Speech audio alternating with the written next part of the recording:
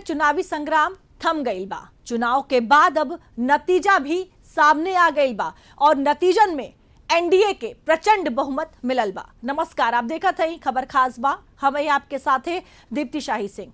बिहार चुनाव के लेकर जौन संग्राम मचल रहल बीते कुछ महीना से अब वो सब पे विराम लग गईल बा। बिहार के जनता एक बार फिर से मोदी और नीतीश के जोड़ी पर मोहर लगा देले बा, यानी एक बार फिर से बिहार में एनडीए सरकार वापस आ गईल बा। कौने तरह से पूरे चुनावी माहौल में का कुछ समीकरण रहना और कौन वो मुद्दा हवा जेके लेके बिहार के जनता एनडीए के एक बार फिर से बिहार में लेके आयल बा और कौन वो वजह रहल जेकरे वजह से महागठबंधन के हार का सामना करे पड़ल। हालांकि तमाम तरह का बयान सामने आयल। ए बार के अगर बिहार चुनाव के बात कइल जा तो कई ऐसा दिलचस्प मुद्दा रहना, बयान रहना जेकर चर्चा खूब भइल, लेकिन अब आखिर में एनडीए सरकार पर मोहर लग गईल बा। आज अगले आधा घंटा में हम आपके बताइब ई पूरा बिहार चुनाव कौने तरह से जौन समीकरण बा उहे में रहल और एनडीए के जीत मिलल, कौन मुद्दा रहल जेके लेके जनता एनडीए सरकार के बिहार में लेके आई। ई रिपोर्ट देखी। प्रचंड जीत, ये अटूट विश्वास बिहार के लोगों ने बिल्कुल गर्दा उड़ा दिया है। आज बिहार के घर घर में मखाने की खीर बनाना पक्का कर दिया है। बिहार ने डंके की चोट पर कह दिया है, जमानत पर चल रहे लोगों का जनता साथ नहीं देगी। बिहार ने ये सुनिश्चित किया है, बिहार की महान भूमि पर फिर कभी जंगल राज की वापसी नहीं होने वाली है। चुनाव ने भारत के चुनाव आयोग पर जनता के विश्वास को और मजबूत किया है। हम एनडीए के लोग, हम तो जनता जनार्दन के सेवक हैं। साथियों, देश के हर हिस्से में, हर परंपरा में लोग एनडीए को एक विश्वास और उम्मीद के साथ देख रहे हैं।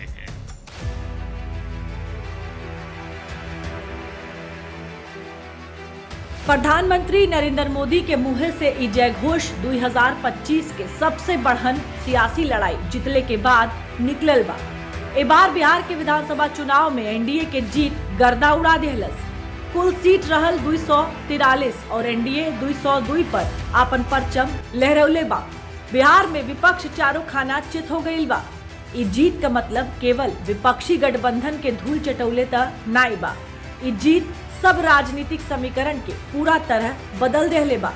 जौन समीकरण पर अभी तक बिहार में विपक्ष जीत के ताल ठोकत रहल, कैसे नीलबटा सन्नाटा हो गई, ए पर भी हुई बात। लेकिन सबसे पहले ये जानी कि बिहार चुनाव में कौने दल के कितना प्रतिशत वोट और कितना सीट मिलल बा। बिहार चुनाव में बार एनडीए गठबंधन 46.52% वोट के संगे 202 सीट जीतले बा। एनडीए गठबंधन के बात करल जा तो ओमे सबसे अधिक 20.08% वोट के साथ बीजेपी 89 सीट जीतलस और सबसे बड़हन पार्टी बनल। दूसरा नंबर पे 19.26% वोट के साथ जेडीयू रहल, ओके 85 सीट पर सफलता मिलल। चिराग पासवान के लोक शक्ति जनता दल रामविलास के करीब 5% वोट मिलल और 19 सीट पर जीत मिलल। जीतन राम मांझी की पार्टी हम के 1.18% वोट मिलल और उ 5 गो सीट जीतलस। वही उपेंद्र कुशवाहा की पार्टी 1.03% वोट के साथे 4 सीट जीतले बा। अब विपक्ष के महागठबंधन के हाल देखी, 37.64% वोट के साथ पूरा गठबंधन बस 35 गो वोट जीतले बा। राष्ट्रीय जनता दल 23% वोट और 25 गो सीट के साथ विपक्षी गठबंधन के सबसे बड़हन पार्टी बनल बा। कांग्रेस के 8.71% वोट के संगे बस 6 गो सीट मिलल। वहीं मुकेश सहनी के वीआईपी पार्टी के वोट त 1.38% मिलल, लेकिन सीट एक गो ना मिलल। लेफ्ट के बात करी तो उनके 4.18% वोट मिलल और 3 गो सीट। अजुद्दीन ओवैसी के पार्टी AIMIM के 5 गो सीट मिलल, जबकि बीएसपी भी 1 सीट पर विजयी भइल बा।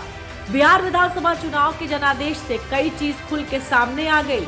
चुनाव से पहले राहुल गांधी वोट चोरी वाला मुद्दा उठैले रहना। बिहार के जनता ओके दुरमुसिया देहलस।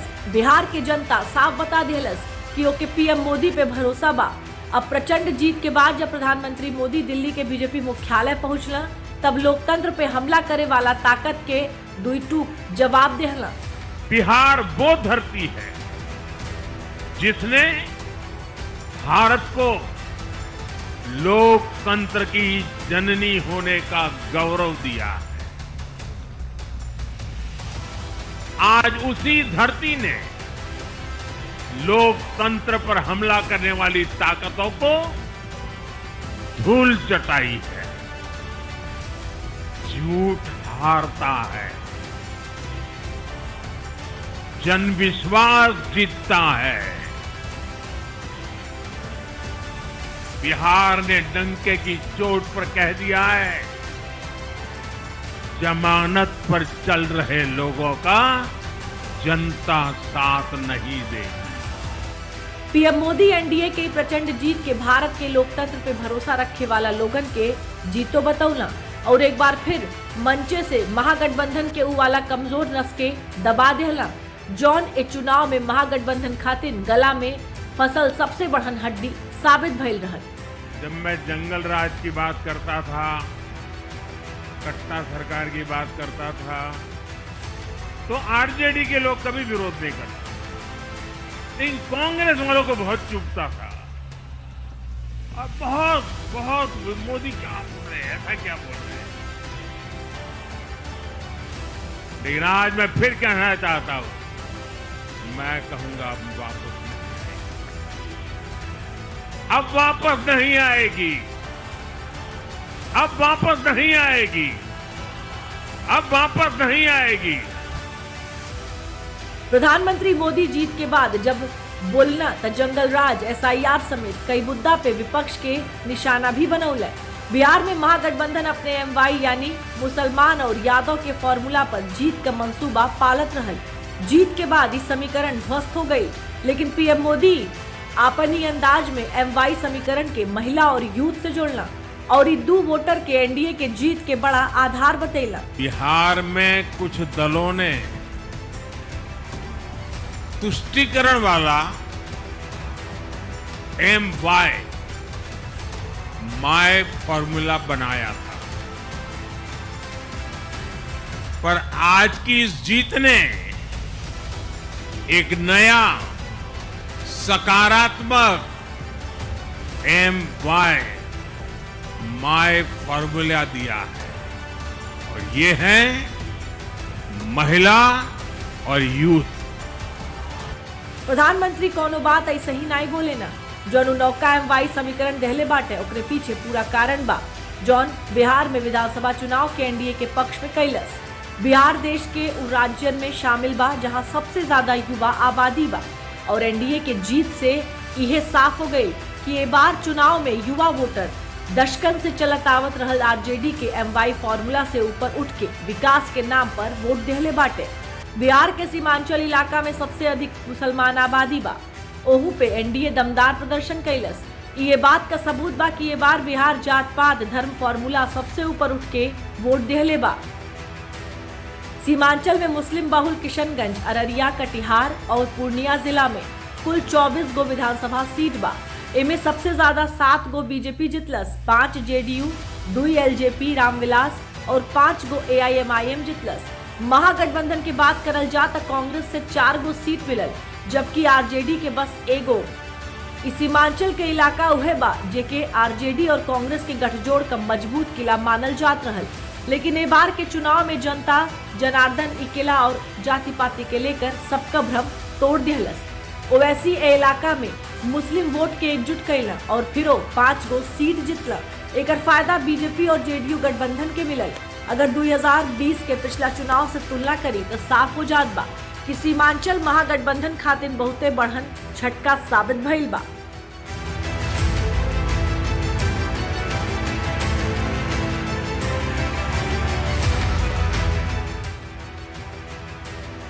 सीमांचल में एनडीए 2020 में 12 सीट जितले रहल। वही महागठबंधन पिछला बार 7 गो सीट जितले रहल। ए बार सिर्फ 5 गो सीट जितलस। AIMIM पिछलो बार और एहू बार 5-5 गो सीट जितलस।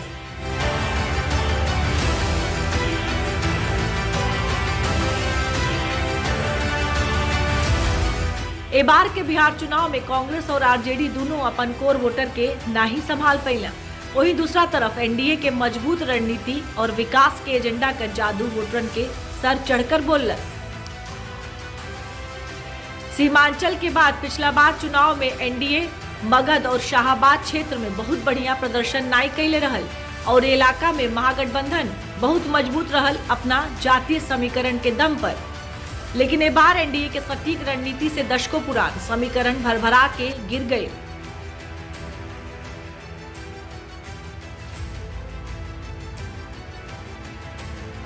एनडीए ए बार मगध और शाहाबाद क्षेत्र में जीत का प्रचंड परचम लहरेले बा। पिछले चुनाव में एनडीए यहाँ दहाई का आंकड़ा भी नाई छुपैले रहल। मगध के 26 विधानसभा सीट में से एनडीए के करीब 19 सीट पर जीत मिलल। एनडीए शाहाबाद के 22 सीट में ए बार करीब 19 सीट पे अपन जीत दर्ज करैले बा। यानी एनडीए कुल मिलाकर मगध और शाहाबाद के 48 सीटन में से करीब 38 सीटन पर जीत दर्ज कैले बा। ये दोनों क्षेत्र का जिम्मेदारी एनडीए अपने युवा नेता और रणनीतिकार ऋतुराज सिन्हा के देले रहल। ऋतुराज सिन्हा वहां पे महागठबंधन के सारा फॉर्मूला के अपन रणनीति और विकास के एजेंडा से ऐसन ध्वस्त कैला। डीडीयूपी के टीम जब अपन चुनावी यात्रा में ऋतुराज सिन्हा से इस बारे में बतियले रहल तब वह उस जीत के फॉर्मूला डीडीयूपी के बतैले रहना। पिछली बार मुझे लग रहा है 48 के करीब सीटें हैं दोनों को मिलाकर, लेकिन सिर्फ 6 या 7 सीटें बीजेपी के खाते में, एनडीए के खाते में आई जी। 2020 के चुनाव में अपेक्षा अनुरूप रिजल्ट हमको शाहाबाद मगध के क्षेत्र में नहीं हो पाया था। हालांकि उस एक चुनाव को मापदंड बना के देखना उचित नहीं होगा, क्योंकि ये शाहाबाद और मगध का क्षेत्र राष्ट्रवादी क्षेत्र है, बाबू वीर कुंवर सिंह जी का क्षेत्र है। शाहाबाद और मगध का क्षेत्र बिहार नहीं पूरे भारत के राजनीति का केंद्र राजधानी रहा है कई 100 साल। यह वो क्षेत्र है जहां अंग्रेजों ने और मुगलों ने दोनों ने मात खाई। तो इस क्षेत्र का एक स्वभाव है, हिंदूवादी राष्ट्रवादी स्वभाव है। बीजेपी जीत का दम सिर्फ बयान से ही नाई भरलस, बल्कि ओकर चुनावी रणनीति इतना मजबूत रहल कि विपक्ष के पूरा का पूरा नैरेटिव भकुआ गए। मगध और शाहाबाद क्षेत्र के जिलन के हाल भी समझी, काहे से कि ई इलाका जीत हार तय करे वाला भी रहल। मगध क्षेत्र के 26 विधानसभा सीट में से एनडीए 19 पे जीतल बा। नवादा जिला के 5 में से 4 गो सीट एनडीए के खाता में आयल बा। वहीं गया के 10 में से 8 सीट पे एनडीए के परचम लहराइल बा। बात करी औरंगाबाद का तो वहाँ के 6 गो में से 4 गो सीट एनडीए के लगे बा। जहानाबाद के 3 में से 1 और अरवल के दोनों सीट पर एनडीए विजयी भइल बा। मगध के हाल देख ली, अब शाहाबाद में भी एनडीए के प्रदर्शन के परत दर परत समझी, काहे से कि शाहाबाद पे चुनाव में बहुत जोर रहल। शाहाबाद के कुल 22 विधानसभा सीट में से एनडीए के 19 पे जीत मिलल। भोजपुर में एनडीए सुपड़ा साफ कई देहलस। बक्सर में 4 गो में से 3 गो, रोहतास में 7 में से 6 गो और कैमूर के 4 में से 3 गो सीट एनडीए के झोली में आयल बा। कुल मिलाकर बीजेपी के सटीक रणनीति और विकास वाली राजनीति के एजेंडा साफ साफ नतीजा में दिखाई देत बा। बिहार में एनडीए के गर्दा उड़ा देने वाला जीत के और कई मायने बाटे। महिला वोटर एनडीए के राजा बनैले में सबसे बड़हन फैक्टर बनल बा। बिहार विधानसभा के चुनाव में महिला लोग पुरुषन से ज्यादा वोट कैली। दोनों चरण में 71.06% महिला मतदान कैली, जबकि पुरुषन का वोट प्रतिशत ए चुनाव में 62.8% रहल। महिला पुरुष वोटिंग में 8.8% का अंतर महिला लोग बाजी मार लेली। इससे पहले भी 2020 के चुनाव में महिला लोग पुरुषन से ज्यादा वोट कैले रही।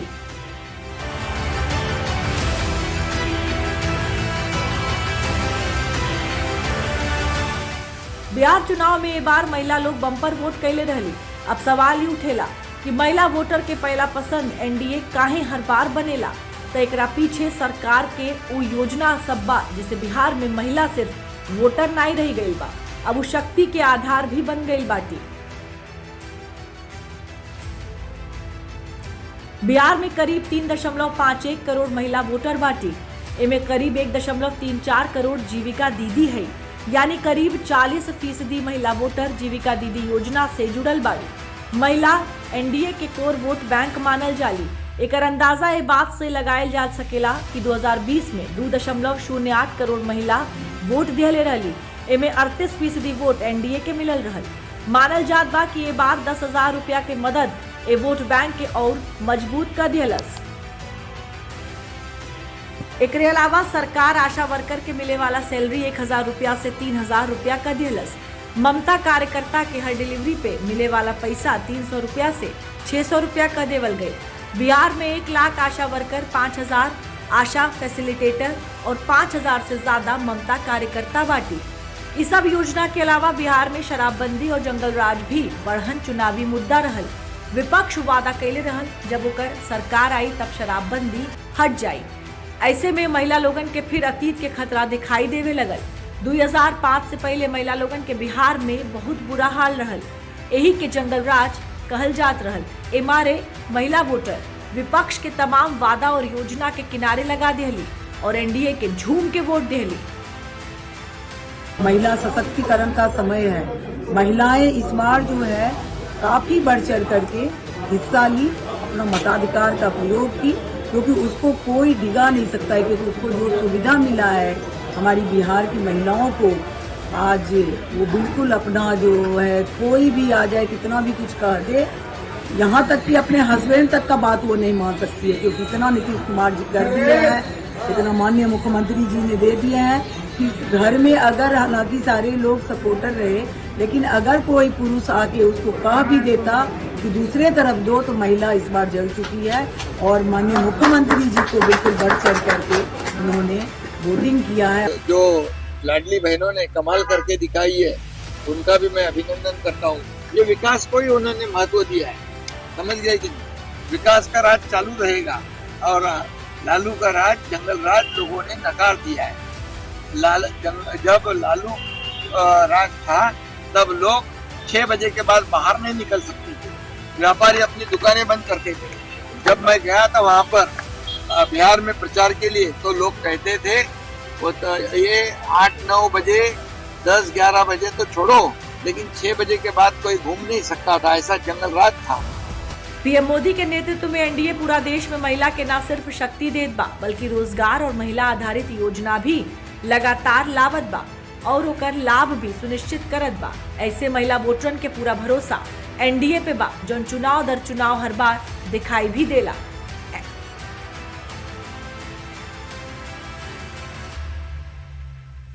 बिहार से पहले नवंबर 2023 ले 13 राज्य में चुनाव भइल रहल। इनमें से 10 राज्य में महिला के रोजगार देवे वाली योजना या तो लागू रहल या फिर ओके लागू करे का वादा कैल गए। 10 में से 9 राज्य में एनडीए जितलस। स्ट्राइक रेट 90% बा। बिहार में नीतीश सरकार भी महिला के मजबूती खातिर महिला रोजगार योजना शुरू कैलस। चुनाव से पहले करोड़ों महिला के खाता में 10-10 हजार के पहला किस्तों आए, फिर चुनाव भइल और महिला लोगन के एनडीए के 10,000 वाली योजना पर ज्यादा भरोसा भइल। जबकि तेजस्वी यादव कहले रहना कि उनकर सरकार आई तो 30-30 हजार रुपया दे, लेकिन बिहार के महिला वोटर ओ पे भरोसा नहीं कैली। वैसे बिहार चुनाव पे लालू परिवार में जौन कलेश चलत रहल ओकर भी बढ़न असर पड़ल। बिहार चुनाव में लालू परिवार के घर का झगड़ा आरजेडी पर भारी पड़ गए। तेज प्रताप यादव तो अपन खुद का सीट भी नहीं बचा पैला, तो वही तेजस्वी यादव का सीएम बनने का सपना भी चकनाचूर हो गए।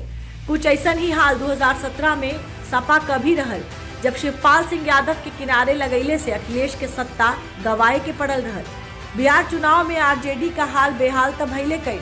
अपन इतिहास में आरजेडी के बार दूसरा सबसे बढ़न हार मिलल बा। बिहार में आरजेडी के पिछले 35 साल का दूसरा सबसे शर्मनाक हार मिलल बा। 2010 के विधानसभा चुनाव में आरजेडी 22 सीट पर रह गई रहल। 2025 के चुनाव में आरजेडी के 25 सीट मिलल रहल। दूसरी बार ऐसन भइल बा कि आरजेडी 50 सीट तक भी नहीं पहुंच पाइल बा। बिहार के चुनाव में एनडीए जनता के अपन विकास के एजेंडा समझौले और विपक्षी गठबंधन के नैरेटिव के तोड़े खातिर कई स्टार प्रचारक मैदान में उतरलस। ओकर भी फायदा दिखाई देलस। ई स्टार प्रचारक लोगन के सभा में भीड़ भी आई और लोगन पर असर भी भइल। बिहार विधानसभा चुनाव खातिर भाजपा कुल 40 स्टार प्रचारक के मैदान में उतरले रहल। जौन प्रचारक में पीएम मोदी, अमित शाह, जेपी नड्डा, योगी आदित्यनाथ जैसन बड़ा बड़ा नेता भी शामिल कइल गइल रहल। इन प्रचारक लोगन के बिहार के सियासी समीकरण के साधे खातिर उतारल गइल रहल।